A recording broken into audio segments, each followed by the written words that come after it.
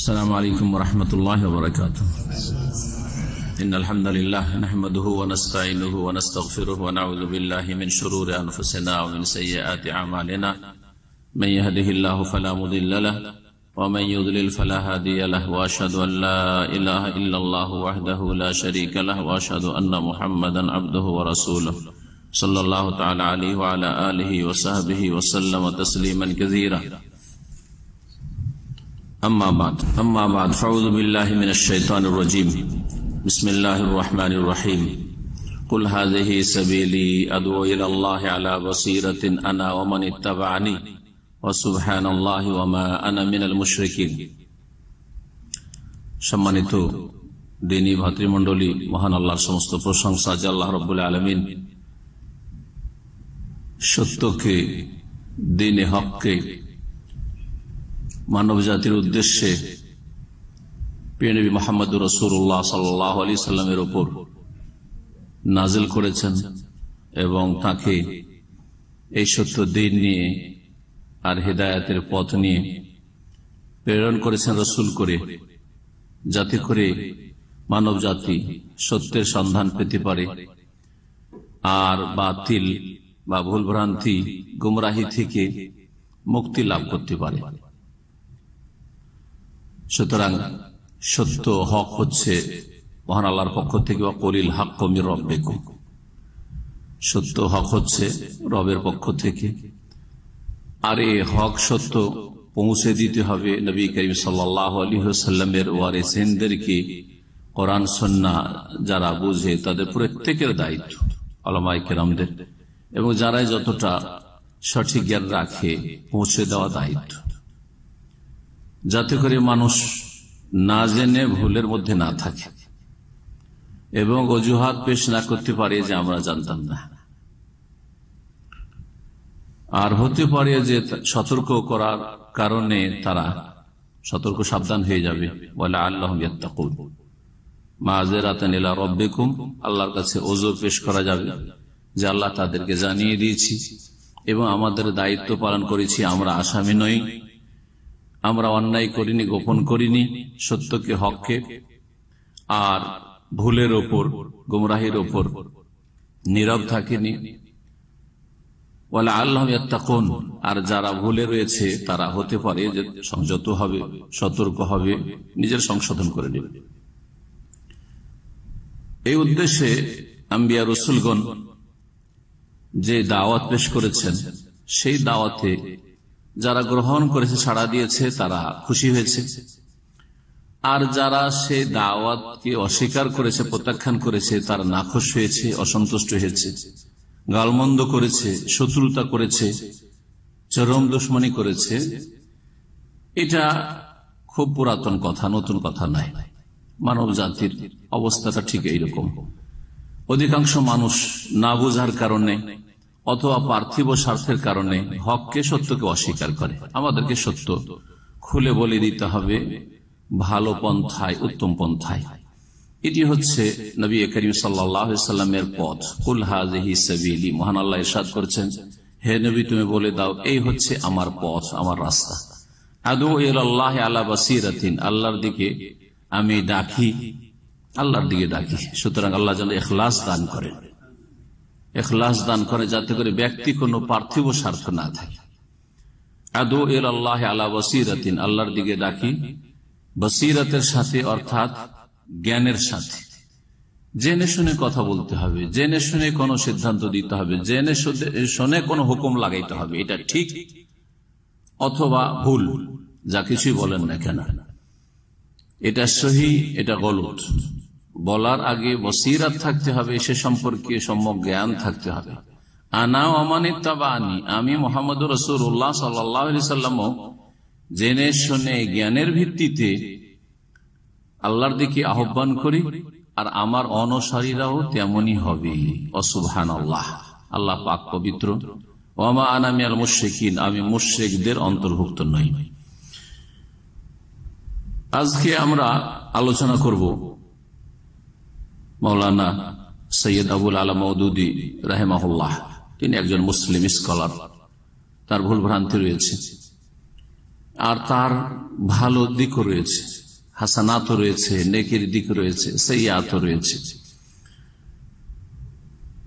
শুধু ফিকহি মাসলা মাসাইলে যে ভুলভ্রান্তি রয়েছে বা তার ভুল সিদ্ধান্ত ছিল তাই নয়, বরং আকীদার ক্ষেত্রে অনেকগুলি সমস্যা আছে, যার ফলে এই বিষয়ে মুসলিম ভাইদেরকে, বিশেষ করে ভারত, বাংলাদেশ, পাকিস্তানের মানুষকে, যে যে ভাষা আছে এই দেশগুলিতে বেশি প্রভাব তার লিখনির, তার কলমের এবং তার জামাতের, যে এই জামাতের প্রতিষ্ঠাতা তিনি, জামাত ইসলামী। ভারতে সেটাকে জামাত ইসলামী হিন্দ বলা হয়, পাকিস্তানে সেটাকে বলা হয় জামাত ইসলামী পাকিস্তান, বাংলাদেশে সেটাকে বলা হয় জামাত ইসলামী বাংলাদেশ। কিন্তু তাদের সকলের আদর্শ হচ্ছে এক, আর তা হল যে আদর্শের ওপর মৌলানা মওদুদী রাহিমাহুল্লাহ জামাত প্রতিষ্ঠা করেছেন, আর তার লিখনিতে যা কিছু প্রকাশ পেয়েছে ইসলামের ব্যাখ্যার ক্ষেত্রে, বিশ্লেষণের ক্ষেত্রে, ভুল হলেও তারা সেটাকে ধরে আছে। আর মানুষ যখন অন্ধভক্ত হয়ে যায় বা পার্থিব কোন উদ্দেশ্য থাকে, দুটোই কারণে অনেক সময় অন্ধভক্ত, ইখলাস আছে, আল্লাহ সন্তুষ্টি চাই, লোকগুলি ভালো, কিন্তু অন্ধভক্তির কারণে চোখ অন্ধ হয়ে যায়, ভুল আর ধরা পড়ে না। এটা মানুষের বড় একটা ত্রুটির দিক। আন্তরিকতা আছে, তারা আল্লাহ সন্তুষ্টির জন্য, পরকালে মুক্তির জন্য অনেক কিছু কোরবানি করছে, অনেক কিছু করতে চাইছে, কিন্তু নবী মুহাম্মদ রাসূলুল্লাহ সাল্লাল্লাহু আলাইহি সাল্লামের আদর্শ থেকে সরে, কোরআন সুন্নাহ থেকে সরে, সালাফে সালেহিনের মানহাজ আকীদা থেকে, মতাদর্শ থেকে সরে। আর অনেকে আছে যাদের পার্থিব তুচ্ছ স্বার্থ আছে, এমন একটা স্তরে পৌঁছে গেছে, যার ফলে তারা বুঝলেও আর ফিরে আসবে না, তারা বরং তাদের স্বার্থে আঘাত লাগার কারণে তারা বড় প্রতিক্রিয়া দেখাবে। এই হচ্ছে মানুষের চরিত্র।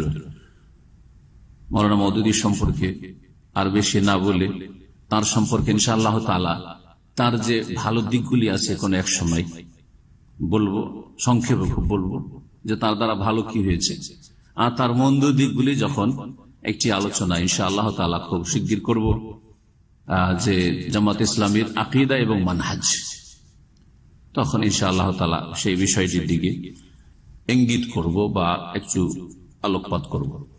আজকে তার কিতাবগুলি থেকে যে কথাগুলি অবাস্তব, কোরআন সুন্নাহ বিরোধী, সহিহ আকীদা বিরোধী, সালাফে সালেহিন মানহাজ বিরোধী, সেসব কথাগুলি তুলে ধরার চেষ্টা করব। অনেক কথাই রয়েছে, আজকে হয়তো এক দুটি বিষয় তুলে ধরব। দুঃখের বিষয় যে আমাদের কাছে সেই কিতাবগুলি বাংলায় নেই, বাংলায় সেই কিতাবগুলি আমরা হাসিল করতে পারিনি। তবে মওলানা মওদুদী রাহিমাহুল্লাহ সবগুলি কিতাব লেখা হয়েছে উর্দু ভাষায়, তার হাতের আসল লেখা কিতাব হচ্ছে উর্দু ভাষায়, সেই ভাষাতে তার কিতাবগুলি আমার কাছে আছে। আর আলহামদুলিল্লাহ প্রায় সবগুলি কিতাব একজন শেখ জাযাহুল্লাহ খায়র, শেখ তৌসিফুর রহমান রাশিদী, সবগুলি কিতাব আমাকে রিয়াদ থেকে দিয়ে পাঠিয়েছেন, আর অনেক দিন থেকে বলছেন যে শেখ আপনি বলুন, হ্যাঁ এগুলি আলোচনা করুন। তো 3 মাস থেকে আমার কাছে কিতাবগুলি রাখা আছে, ওনার সময় চলে যাচ্ছে, আলোচনা হচ্ছে না, কিতাব ফিরিয়েও দিতে হবে আমানত, যার ফলে এই আলোচনাগুলি আমি তাড়াতাড়ি সেরে নিতে চাইছি। আজকে তার প্রথম পর্ব, কিতাবগুলি থেকে কোন কোন পাতায় কোন বিষয়গুলি রয়েছে যেগুলি কোরআন এবং হাদিস বিরোধী বা সহিহ আকীদা মানহাজ বিরোধী। আমার সামনে উর্দুতে যে কিতাব রয়েছে এটা একদিক দিয়ে ভালো, সেটা হচ্ছে যে মওলানা মওদুদীর অরিজিনাল কিতাব এবং পাকিস্তান থেকে ছাপা কিতাব। এই কিতাব বা দিল্লি থেকে ছাপা, ভারত থেকে ছাপা কিতাব, কিছু ভারতে ছেপেছে, কিছু পাকিস্তানে ছেপেছে। প্রথম যে কিতাবটি দিয়ে শুরু করব সেটা হচ্ছে রেসালা দীনিয়াত। কিতাবের নাম হচ্ছে রেসালা দীনিয়াত। এই কিতাবের লেখক মৌলানা সৈয়দ আবুল আলা মওদুদী। এতে একটি বিষয় তুলে ধরব, গুরুত্বপূর্ণ বিষয়, সেটা হচ্ছে ইকামতের দিনের ক্ষেত্রে যে আলোচনাটি করেছি তাতে আমাদের ইকামতের দিনের ব্যাখ্যার ক্ষেত্রে আকীদাগত পার্থক্য জামাত ইসলামের সাথে বা মাওলানা মাওদুদের সাথে। ইকামতের দিনের তাদের কাছে ব্যাখ্যা হচ্ছে দিন কায়েম, মানে দিন কায়েমের আসল হচ্ছে রাষ্ট্রীয় ক্ষমতা হাসিল করা, অর্জন করা। আর সালাফে সালেহিনের তরিকা, তার আগে সমস্ত আম্বিয়া রাসূলগণের তরিকা, আদর্শ হচ্ছে যে ইকামতের দিন মানে হচ্ছে তাওহীদ প্রতিষ্ঠা। জি, সেটা হচ্ছে মৌলিক বিষয়। আর এই তাওহীদ প্রতিষ্ঠার সাথে সাথে তাওহীদের সাথে সংশ্লিষ্ট দিনের যতগুলি বিধিবিধান রয়েছে যে কোনো স্তরের মানুষের, সেগুলি যথাসাধ্য পালন করবে, যার যেটা ক্ষেত্র রয়েছে সেই ক্ষেত্রে। আমার ক্ষেত্রগুলিতে আমি সেগুলি করব দিনের, সেটা হচ্ছে আমার ইকামতের দিন। আর অন্যের ক্ষেত্র আলাদা রয়েছে, সেখানে সে করতে পারবে, আমি করতে পারবো না, তখন তার হচ্ছে সেগুলি ইকামতের দিন। কিন্তু মূল কথা হচ্ছে যে ইকামতের দিন হচ্ছে ইকামতে তাওহীদ, তাওহীদ ভিত্তিক দিন ইসলামের প্রতিষ্ঠা বা দিন ইসলামের বিধিবিধান ব্যক্তি জীবনে, পারিবারিক জীবনে, সামাজিক ক্ষেত্রে, অর্থনৈতিক ক্ষেত্রে, রাষ্ট্রীয় ক্ষেত্রে। কিন্তু রাষ্ট্রীয় ক্ষেত্রে যার রাষ্ট্রের ক্ষেত্রে ক্ষমতা নেই তার প্রশ্ন ওঠে না। জি হ্যাঁ, যার যেখানে ক্ষেত্র রয়েছে সেখানে সে দিনের বিধিবিধান কায়েম করবে। প্রত্যেকের ব্যক্তি জীবনের ওপর পূর্ণ ক্ষমতা রয়েছে, সুতরাং ব্যক্তি জীবন দিয়ে শুরু করবে, কু আনফুসাকুম, তারপরে আল্লাহ বলছেন পারিবারিক জীবন, ওয়া আহলিকুম নারা।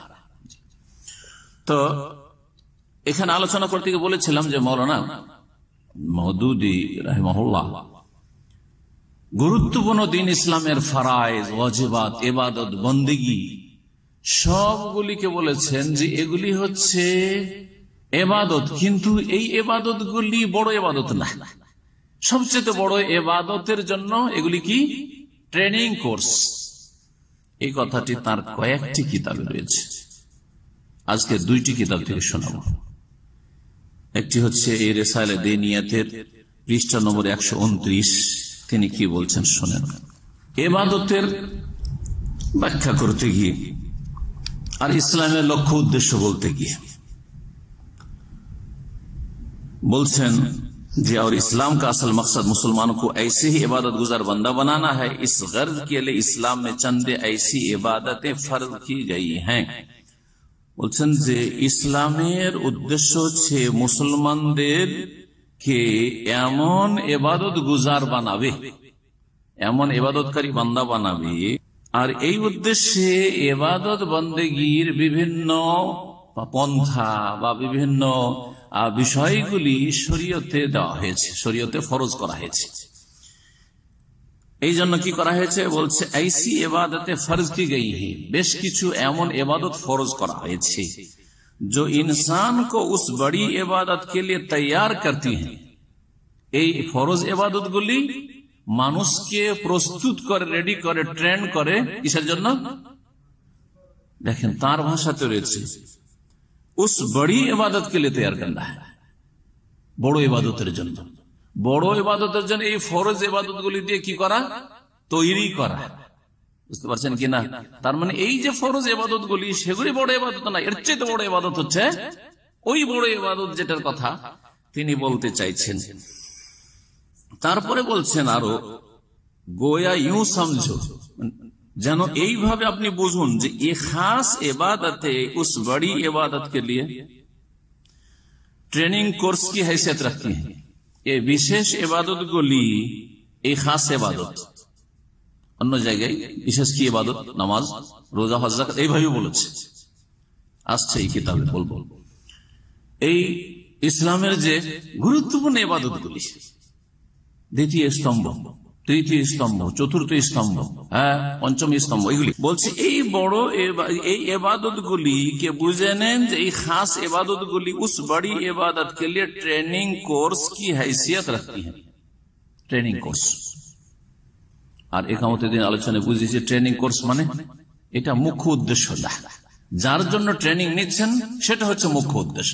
তাহলে ইসলামের মুখ্য উদ্দেশ্য নামাজ নয়, ইসলামের মুখ্য উদ্দেশ্য জাকাত নয়, ইসলামের মুখ্য উদ্দেশ্য রোজা, হজ, এগুলি নয়, হিজাব নয়, এগুলি নয়। এগুলি ফরজ ওয়াজিব ঠিক, কিন্তু এগুলি বড় ইবাদতের জন্য একজন মুসলিমকে ট্রেন করছে, প্রশিক্ষণ প্রাপ্ত করছে। এই ছিল এই কিতাবে। আর তারপরে তখন আলোচনা নিয়ে আসছে নামাজ, আর তারপরে তখন এই রোজা, আর তারপরে জাকাত। দেশি তরিকায় জাকাতের আগে রোজা, অথচ নবী সাল্লাল্লাহু আলাইহি ওয়াসাল্লামের হাদিসে কি আছে? নামাজের পরে কিসের কথা আছে? জাকাতের কথা। কোরআনে কারীমে কোন জায়গায় নামাজের সাথে রোজার কথা আছে? না আকিমুস সালাত ওয়া আতুজ যাকাত আছে? জি হ্যাঁ। তো এই দেশি পন্থাতেই তিনি উল্লেখ করেছেন, তারপর হজ ইত্যাদি। এই ছিল কিতাব রিসালা দিনিয়াত। এই বিষয়টি এখন আপনাদেরকে শোনাই। তাফহিমাত, তাফহিমাত 2 খণ্ডে রয়েছে, এই জন্য এটা হচ্ছে প্রথম খণ্ড। তাফহিমাত খুব প্রসিদ্ধ কিতাব, সাইয়্যিদ আবুল আলা মওদুদী। আর আমার বয়স যখন 20 থেকে নিয়ে 25, এই সময়গুলিতে খুব পড়েছি ওনার কিতাব। এই কয়েকটা বছর খুব পড়েছি এই কিতাবগুলি। তো তখনকার পড়াগুলি মগজে ছিল, কিন্তু কিতাব সৌদি আরবে হাতে আসছিল না।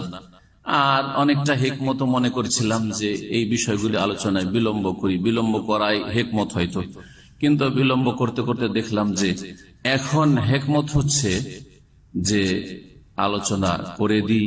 কারণ যদি এইগুলি আলোচনা না করা হয় আর বাংলা ভাষী জনগণ না জানতে পারে কারো মাধ্যমে, কোনো দায়ের মাধ্যমে, কোনো দিনের খাদেমের মাধ্যমে, তাহলে সমস্ত আলেমকে জবাব দিতে হবে সহিহ আকীদা, যে কেন এদেরকে সতর্ক করা হয়।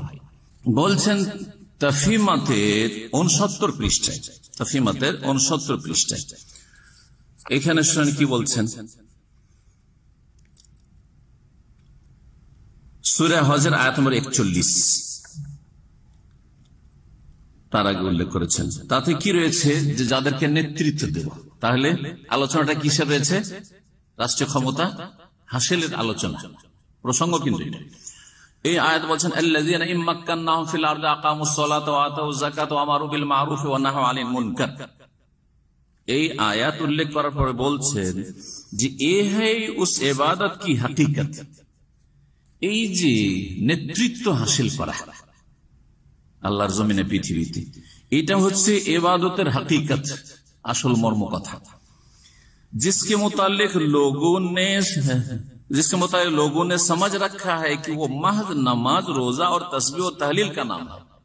বলছে যে ইবাদত কি মানুষ বুঝতে পারেনি। মানুষ মনে করে আজকালকার মুসলিম সমাজ যে ইবাদত হচ্ছে নামাজ, রোজা, তসবিহ, তাহলিল এগুলির নাম। মানে তিনি সমালোচনা করছেন যে কেউ নামাজ, রোজা, তসবিহ, তাহলিল এগুলোকে ইবাদত মনে করে বসে থাকবে। और दुनिया के मामलात से उसको कुछ सरोकार नहीं। दुनियार जे आदान प्रदान, लेनदेन, एगुलिर साथे कोनो तार जोगाजोग बा सम्पर्क नेই।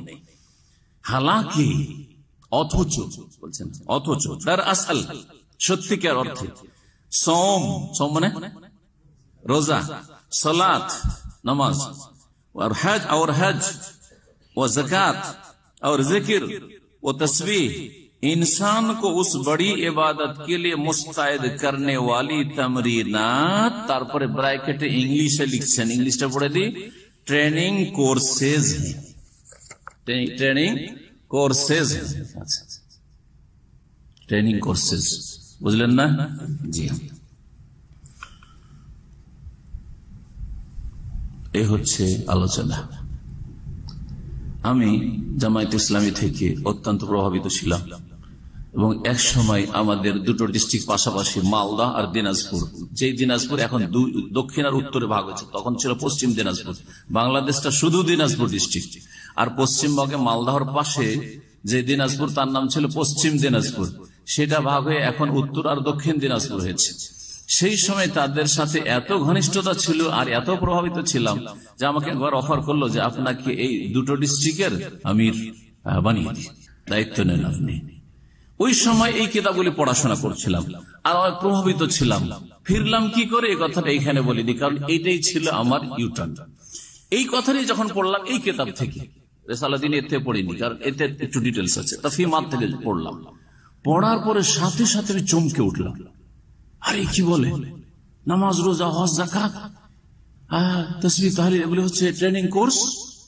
সাথে সাথে ফিরে আসলাম। তখন জামিয়া সালাফিয়া বানারস থেকে পাশ করেছিলাম, এক জায়গায় শিক্ষকতা করছিলাম। আমার সেই সময় বিবাহের বছর ছিল অথবা তার আগের বছর ছিল, ওই সময়টা আমার বিবাহ শাদী হয়। তারপরে মদিনা ইউনিভার্সিটি এসছেন। তো আলহামদুলিল্লাহ আমাকে এই জামাত থেকে আল্লাহ ফিরিয়েছে মদিনা ইউনিভার্সিটি আসার আগে, কারণ আমার উপরে ওরা অপবাদ দিবে যে এরা সৌদি আরবে গিয়ে ওদের দালাল হয়েছে বা কিছু হয়েছে। কিন্তু আলহামদুলিল্লাহ আমি ওই জামাত থেকে তওবা করে ফিরে এসেছি, আর তাদের ইমারতের যে আমাকে দেওয়া হয়েছিল, অফার করা হয়েছিল, তাদের থেকে আমি ফিরে এসেছি। কখন? এই আপত্তিকর ইসলাম বিরোধী কথা পড়ার পরে চমকে উঠি, যেটা কি পড়লাম আমি, যে নামাজ, রোজা, হজ, যাকাত, তাসবিহ, এগুলো ট্রেনিং কোর্স। তাহলে এগুলোর আসলে মূল্য না, আসল মূল্য হচ্ছে, মূল্যবান ইবাদত হচ্ছে ক্ষমতায় যাওয়া। জি হ্যাঁ, এটা আমাকে ফিরিয়েছে। হতে পারে যে অনেক আল্লাহর বান্দাদেরকে, আমাদের বাংলা ভাষাভাষীদেরকে আমার এই কথাটুকু ফিরাবে। যদি ফিরিয়ে দেয় তো আমার শ্রম সার্থক হবে, আর যদি না ফেরায় আমার কথাতে, বা আল্লাহ রাব্বুল আলামিন তাকে তৌফিক না দেন, তাহলে আমার পক্ষ থেকে এই কথা তার জন্য হুজ্জত হবে কিয়ামতের দিন, যাতে না বলতে পারে যে আমাদেরকে কেউ সতর্ক করেনি বা আমাদের চোখ খোলার চেষ্টা করেনি, আমরা তো বুঝতে পারতাম না। এই একটি বিষয়। দ্বিতীয় যে বিষয়টি আলোচনা করব সেটা হচ্ছে হাদিসের সহিহ এবং যঈফ।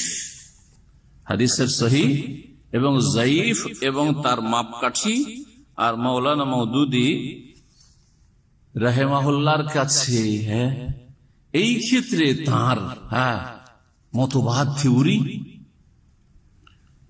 আর অনেক সহিহ সহিহ হাদিস যা বুখারী মুসলিমে রয়েছে, তার যুক্তি, তার বিবেক বলে যে এটা ঠিক হইতে পারে না, সেই জন্য একেবারে অস্বীকার, না হলে যঈফ, ভিত্তিহীন বলে দেওয়া। জি হ্যাঁ, এই বিষয়টি।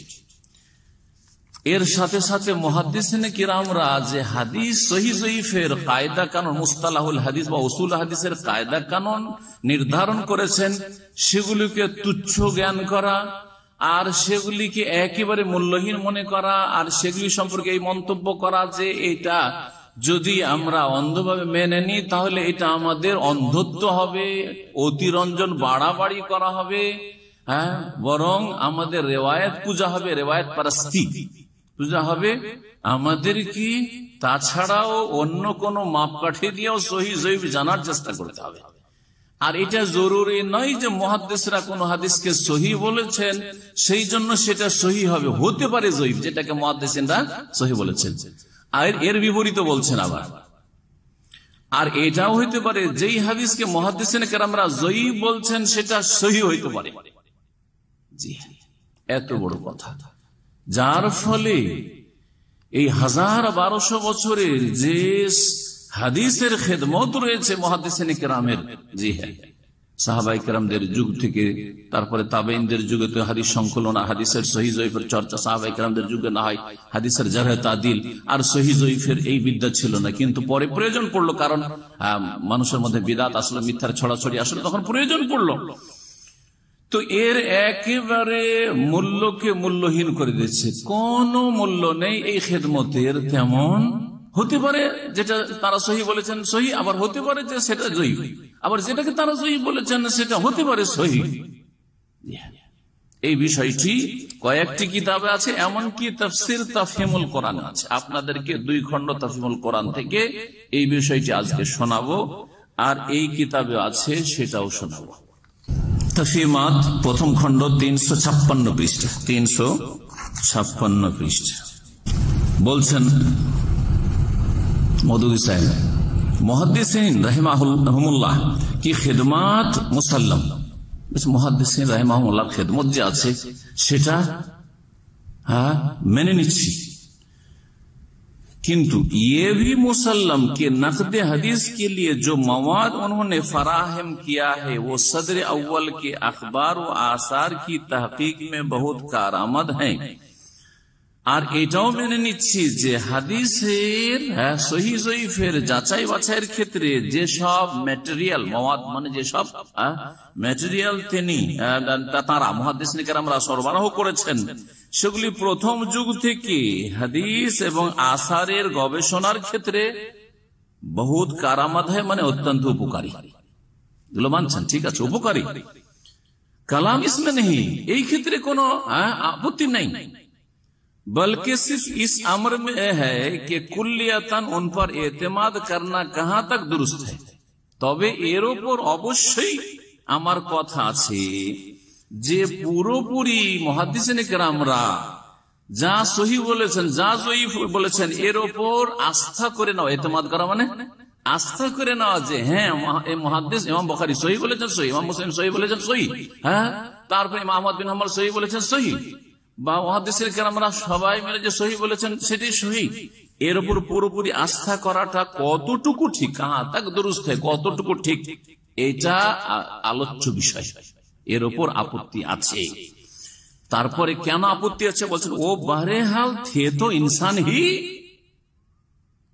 যে যাই হোক না কেন তারা তো মানুষই ছিলেন না, সুতরাং তাদের মানুষের কায়দা কানুন আর তাদের সহিহ জয়ীফের হুকুমে ভুল হইতে পারে। এটার উদ্দেশ্য কি? এটার উদ্দেশ্য হচ্ছে হাদিস সুন্নাহর প্রামাণিকতা, যেটাকে বলা হয় হুজ্জিয়াতে হাদিস, হাদিস এবং সুন্নাহর প্রামাণিকতায় সন্দেহ সৃষ্টি করে দেওয়া, সংশয়পূর্ণ করে দেওয়া বিষয়টি কি। একজন মানুষ যখন এই কিতাবগুলি পড়বে, আরে কথা তো ঠিক, কথা তো যুক্তিসঙ্গত লাগে, তারা তো মানুষ ছিল, ভুলের ঊর্ধ্বে না, সুতরাং কিভাবে বিশ্বাস করা যায় যে সহিহ বললে সহিহ হতে পারে, গেল একেবারে সমস্ত হাদিসের মূল্য গেল। এই জন্য কুয়েত থেকে একটি কিতাব ছেপেছে আরবিতে, এই মোটা কয়েকশো পৃষ্ঠার কিতাব, বছর 6 মাস আগে বা বছর খানেক আগে আমার কাছে ছিল, হঠাৎ করে খুঁজে পাচ্ছেন, আল্লাহ আলম কাকে দিলাম আর ভুলে যায়, কেউ পড়তে নিল ভুলে যায়। আরবিতে কিতাবটি কয়েকশো পৃষ্ঠার, ভারতের একজন বড় আলেম, কুয়েতে প্রায় 30-40 বছর থাকেন, সালাহুদ্দিন মকবুল হাফিজাহুল্লাহ, তিনিও কিতাবটি লিখেছেন। কিতাবের নাম হচ্ছে জওয়াবি ফি ওয়াজহি সুন্নাতি কদিমান ওয়া হাদিসান। এই কিতাবে তিনি লিখেছেন মুনকারিন হাদিস, যারা হাদিস অমান্যকারী, অস্বীকারী, যেমন আহলে কোরআন, পুরোপুরি মুনকারিন হাদিস, মুনকারিন হাদিসদের সম্পর্কে বা হাদিস অস্বীকারী, অমান্যকারী যারা, তাদেরকে দুই ভাগে বিভক্ত করেছেন উনিও এবং অন্য আরো উলামায়ে কেরামরা, মিশরের অনেক রাইটার আছেন এই বিষয়ে লিখেছেন, যে বইগুলি আমরা মদিনা ইউনিভার্সিটি লেখাপড়া করেছি। তো তারা দুই ভাগে বিভক্ত। একদল হচ্ছে হাদিস অস্বীকারী, সম্পূর্ণভাবে কোন হাদিস মানে না, তারা হচ্ছে আহলে কোরআন, হাদিসকে হুজ্জত বা দলিল হিসাবে আর ইসলামের উৎস হিসাবে তারা মানে না। মুনকারিন হাদিস সেটা হচ্ছে পুরোপুরি পূর্ণরূপে তারা হাদিস অস্বীকারী, তাদের কুফরিতে কোনো সন্দেহ নেই, কারণ হাদিসকে দলিল হিসাবে তারা মানেই না। আর এক দল হচ্ছে মুনকারিন হাদিস, হাদিস অমান্যকারী, অস্বীকারী, আংশিকভাবে, জুজিয়াতান, আংশিকভাবে যারা হাদিস অস্বীকারী, তাদের অন্তর্ভুক্ত মাওলানা মওদুদী এবং তার অনুসারীরা, তার জামাতের লোকেরা। সহিহ হাদিস আসলেও বেশ কিছু হাদিসকে তারা অস্বীকার, বুখারী মুসলিমে থাকলেও হাদিস অস্বীকার। কি বলছেন তাহলে? আশ্চর্য হবেন। ও বহরহাল থে তো ইনসান হি, ইমাম বুখারী, ইমাম মুসলিম, ইমাম আহমদ, আলী ইবনে আল মাদিনী, ইয়াহইয়া ইবনে মাঈন, আর বড় বড় যে আইম্মায়ে কেরাম, যারা হাদিসের সুবহানাল্লাহ নারী নক্ষত্র সম্পর্কে কত সূক্ষ্ম খবর রাখতেন, এবং তাদের মাধ্যমে আল্লাহ রাব্বুল আলামিন এই শরিয়ার উৎস, দ্বিতীয় উৎস, সেটা হচ্ছে সুন্নাহ, হাদিসের হেফাজতের ব্যবস্থা করেছেন। ইন্না নাহনু নাযালনা যিকরা ওয়া ইন্না লাহু লাহাফিজুন। আল্লাহ কোরআনে কারীমে বলছেন, নিশ্চয় আমি উপদেশ নাযিল করেছি আর নিশ্চয় আমি, নিঃসন্দেহে আমি তার সুরক্ষা, হেফাজত করব। কোরআনে কারীমের হেফাজতের জন্য আল্লাহ রাব্বুল আলামিন এই ব্যবস্থা করেছেন যে নবী সাল্লাল্লাহু আলাইহি ওয়াসাল্লামকে সাথে সাথে মুখস্থ করে দিয়েছেন, নবী করিম সাল্লাল্লাহু আলাইহি ওয়াসাল্লামের সাথে সাথে তার সাথে সাথে সাহাবায়ে কেরামদেরকে লিখে নিতে বলেছেন, কাতে ওয়াহিদেরকে, আর তারপরে আবু বকর রাদিয়াল্লাহু তাআলা আনহু একত্রিত করেছেন, তারপরে উসমান রাদিয়াল্লাহু আনহু জামানে পুরো একেবারে মুসহাফে একত্রিত করে দেওয়া হয়েছে, জামে কোরআন হয়ে গেছে। এইভাবে কোরআনে কারীমের হেফাজত হয়েছে, যেটা হচ্ছে জিকির। আর জিকির হাদিসকেও শামিল, যার হেফাজতের জন্য আল্লাহ রাব্বুল আলামিন বড় বড় মুহাদ্দিসিনে কিরামকে সৃষ্টি করেছেন। আজকের যুগ আর পাবেন না, কারণ হাদিসের হেফাজতের ব্যবস্থা, সহিহ যঈফের তমিজের ব্যবস্থা আল্লাহ করিয়ে দিয়েছেন ওদেরকে দিয়ে। আর ওই রকম মুহাদ্দিস পৃথিবীতে আসে না, আসবো না। আল্লাহু আলাম আগামী দিন সম্পর্কে কিন্তু আর আশা করা যায় না, কারণ এই হেফাজত মুহাদ্দিসিন কেরামকে দিয়ে আল্লাহ করিয়েছেন। কোরআনে কারীমের আল্লাহ হেফাজত করেছেন, শব্দেরও অর্থের বিকৃতির চেষ্টা করেছে, কিন্তু শব্দের হেফাজত আল্লাহ ব্যবস্থা করে দিয়েছে। হাদিসের ক্ষেত্রে হাদিসের সহির সাথে যঈফ জাল ঢোকাবার চেষ্টা করেছে। এগুলি পার্থক্য করে দেওয়ার জন্য, এগুলোকে স্পষ্ট করে দেওয়ার জন্য মুহাদ্দিসিন কেরামদেরকে আল্লাহ সৃষ্টি করেছেন, যারা স্পষ্ট করে দিয়ে গেছেন। এবং এইসব কিতাবাদি মওজুদ রয়েছে উম্মতে মুসলিমার লাইব্রেরিতে, যাতে অধ্যয়ন করলে হাদিসের সহিহ যঈফগুলি একজন তালেবে ইলম, একজন হাদিসের স্টুডেন্ট জানতে পারবে হাদিসের সহিহ যঈফ সম্পর্কে। উনি এমন বিষয়টিকে হালকা করে দিচ্ছেন যে ওরা তো মানুষই ছিলেন। বলছেন इंसानी इल्म के लिए जो हदें फितरतन अल्लाह ने मुकर्रर रखी है उनसे आगे तो नहीं जा सकते थे। মানুষের জন্য প্রাকৃতিক ভাবে আল্লাহ যে তাদের জ্ঞানের একটা সীমানা নির্ধারণ করে রেখেছেন, তার আগে তো বাড়তে পারবে না, তাই না? মানুষ ভুলের ঊর্ধ্বে না, এটা হচ্ছে সীমানা। এই সীমানার আগে তার বাড়তে পারবে না যে মুহাদ্দিসিন কেরামদের কোনো ভুল হয়নি। এই বলে দিল একবারে এমন চিপ আর সস্তা করে হাদিসকে, যে সহিহ বললে কি হবে, সহিহ নাও তো হইতে পারে, হাসান বললে কি হবে, হাসান নাও তো হইতে পারে, যঈফ বললে কি হবে, সেটা তো সহিহ হয়ে যেতে পারে, আরে মওযু বললে কি হবে, সেটা তো সহিহ হয়ে যেতে পারে। আউযু বিল্লাহ। তারপরে বলছেন इंसानी कामों में जो नक्स फितरी तौर पर रह जाता है उससे तो उनके काम महफूज न थे। মানুষের কাজে যে ত্রুটি থাকাটা স্বাভাবিক প্রাকৃতিক ভাবে, সেটা থেকে মুহাদ্দিসিনরা তো মুক্ত ছিলেন না। হ্যাঁ, তাদের তো হেফাজতের কোনো নিশ্চয়তা নেই। फिर आप कैसे कह सकते हैं कि जिसको वो सही करार देते हैं वो हकीकत में भी सही है? তাহলে কি করে আপনি বলতে পারেন যে মুহাদ্দিসরা যে হাদিসটাকে সহিহ বলেছে সেটা সহিহ হতে পারে? इन्ना लिल्लाहि व इन्ना इलैहि राजिऊन। सेहत का कामिल यकीन तो खुद उनको भी ना था। আরে বাড়তে বাড়তে আরো কি বলছে দেখেন, পূর্ণ যে হাদিসটা সহিহ, এই ইয়াকিনটা, এই দৃঢ় প্রত্যয় তো খুদ ইমামদেরকে ছিল না, মানে ইমাম বুখারী বলছিলেন, আহমদ যারা সহিহ বলেছে তাদেরকেও ছিল না। এটা কেমন করি আজকে থেকে 60 বছর আগে এসে মওদুদি জেনে নিলেন যে তার 1000-1200 বছর আগে যে মুহাদ্দিসরা হাদিস সহিহ বলেছেন, তারও ইয়াকিন ছিল না যে আমি যেটাকে সহিহ বলছি সেটা সহিহ। তারপরে বলছেন, কথা লম্বা হয়ে যাবে সেজন্য সংক্ষেপ করছি, বলছে এ মাননা পড়েগা কি আহাদিস के मुताल्लिक जो कुछ भी तहकीकात उन्होंने की है, এটা আপনাকে মানতে হবে যে হাদিস সম্পর্কে যতটা গবেষণা মুহাদ্দিসিন কেরামরা করেছেন, উনমে দো তরহ কি কমজোরিয়াঁ মौजूद है, দুই রকম দুর্বলতা তাতে বিদ্যমান, দুই রকম দুর্বলতা বিদ্যমান। এক বালেহাজ ইসনাদ, একটা হচ্ছে সনদের দিকে দুর্বলতা, যে সনদে সহিহ হইলেই যে হাদিসটা সহিহ হবে মতনটা জরুরি নাই। আর दूसरे বালেহাজ তাফাক্কুহ, আর দ্বিতীয় দুর্বলতা হচ্ছে ফিকহের ক্ষেত্রে, অর্থাৎ হাদিস থেকে যে বুঝটা বুঝেছেন সেটা জরুরি না যে তার বুঝটা ঠিক। দিলেন হালকা করে একবারে শরীয়তের দ্বিতীয় উৎস হাদিসকে। এই ছিল আপনার তাফহিমাতে হাদিস সম্পর্কে বক্তব্য। 356 কথা বললাম, এখন 359 থেকে আপনাদেরকে শোনাই। কয়েক জায়গায় এই বিষয়টি বলেছেন। আরো বলছেন হাদিস সম্পর্কে, बहुत मुमकिन है कि जिस रिवायत को मुत्तसिल सनद करार दे रहे हैं, খুবই সম্ভাবনা আছে যে যেই হাদিসকে মুহাদ্দিসিন কেরামরা সনদ মুত্তাসিল মানে মিলিত সনদ, কোন তাতে কি নেই, বিচ্ছিন্নতা নেই, কোন বাহ্যিক কোন রকমের কোন দুর্বলতার কারণ দেখতে পাচ্ছি না, মুত্তাসিল সনদ करार देते हैं, वो दर हकीकत मुनक़ति হতে পারে বিচ্ছিন্ন, বাহ্যিক মিলিত পরস্পর সনদ, মানে অমুক অমুকের ওস্তাদ অমুক অমুক ওস্তাদ ঠিক যুগ পেয়েছে আর ওস্তাদ শাগির্দি ঠিক আছে, কিন্তু হতে পারে যে বিচ্ছিন্ন। আর উन्हें ये मालूम ना हो सका, আর মুহাদ্দিসরা জানতে পারেননি সেটা।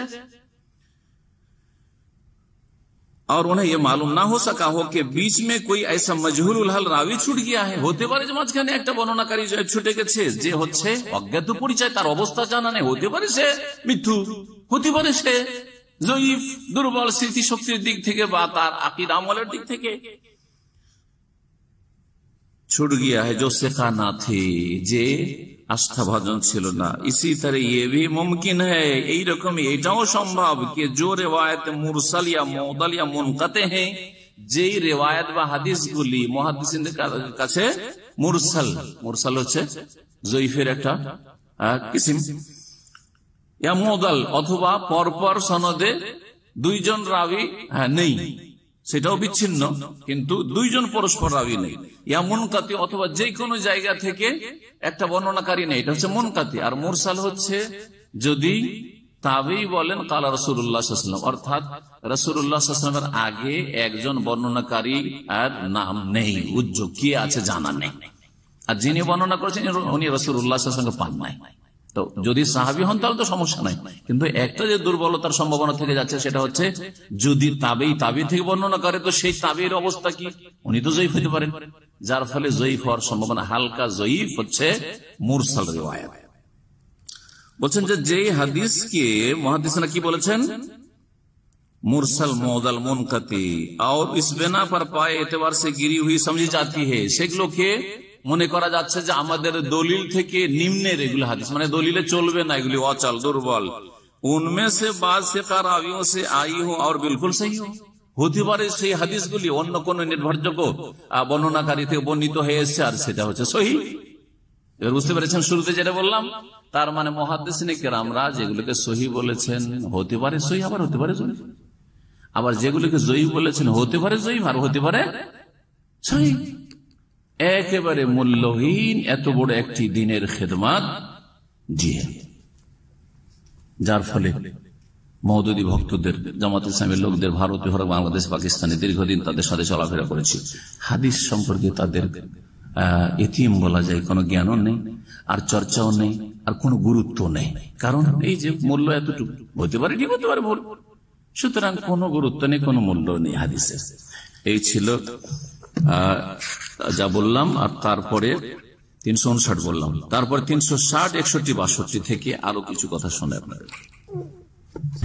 বলছেন তফিমাত প্রথম খন্ড 360 পৃষ্ঠায়, ইস বাহাস সে ইয়ে বাত মালুম হো গই, বলছে এই যে আলোচনাগুলি করলাম হাদিসের সহিহ জয়ীফ সম্পর্কে, এগুলি থেকে জানা গেল যে জিস তারে হাদিস কো বিলকুল্লিয়াতান রদ কর দেনে ওয়ালে গলতি পর হ্যাঁ, যারা হাদিসকে পুরোপুরি অস্বীকার করেছে আহলে কোরআন, তারাও ভুলে আছে, তারাও ভুলে আছে। ভালো কথা হচ্ছে इसी तरह वो लोग भी गलती से महफूज नहीं हैं, यही रकम ওরাও ভুল থেকে সুরক্ষিত না, ভুল মুক্ত না। কারা? जिन्होंने हदीस से इस्तेफादा करने में सिर्फ रिवायत ही पर एतमाद कर लिया है, হাদিস থেকে তারা উপকৃত হওয়ার ক্ষেত্রে শুধু হাদিসের রিওয়ায়াত সহিহ জয়ীফ এগুলি যে কায়দা কানুনের উপর সহিহ সেই জন্য মেনে নিল, এর উপর আস্থা ভরসা করে যারা হাদিস মানে তারাও ভুল থেকে মুক্ত না, তারাও ভুলে মধ্যে রয়েছে। মাসলা কে হক উন দোনো কে দরমিয়ান, মওদুদী সাহেবের কাছে হক হচ্ছে মাঝামাঝি, পুরোপুরি হাদিস অস্বীকার যারা করেছে তারাও ভুলে, আর পুরোপুরি হাদিস মুহাদ্দিসরা সহিহ বলেছেন সেজন্য সহিহ ধরে নিলেন, আপনারাও ভুলে আছেন, ভুল মুক্ত না, মাঝামাঝিটা হক। এখন মাঝামাঝিটা কি হক হবে, এটা হচ্ছে একটি কথা।